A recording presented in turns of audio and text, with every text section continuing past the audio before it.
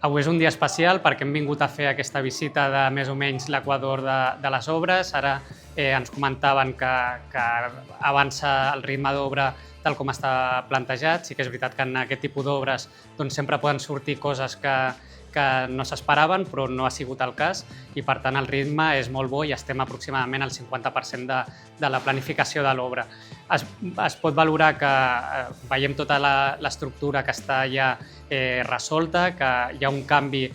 molt important en l'edifici, en la consolidació de l'edifici, posant en valor elements com els arcs i totes aquelles parets de pedra que tenen un valor històric del propi edifici. Doncs veiem que s'han recuperat, s'han pogut recuperar, i en les properes setmanes veurem feines a la teulada i, per tant, tota aquesta feina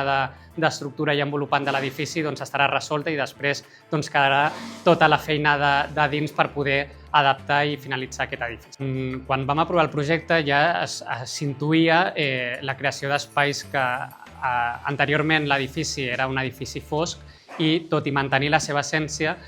s'han fet diferents actuacions que permet que aquest edifici tingui molta llum i recuperar espais amplis que puguin adaptar-se al futur ús d'escola de música d'aquest municipi. I, per tant, jo crec que em quedaria amb això, l'amplitud dels espais i, sobretot, aquesta gran transformació que tant hem esperat i que tant hem treballat i que sembla que ara sí és una realitat. La planificació amb la que treballem és que de cara a finals d'any el que és l'obra estigui finalitzada. Després quedarà habilitar el que és tota la part de mobiliari i posar les condicions perquè no sigui un edifici, sinó que sigui un equipament pròpiament dit, i, per tant, esperem que de cara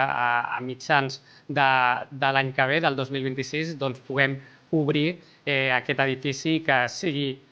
un altre cop obert per la ciutadania.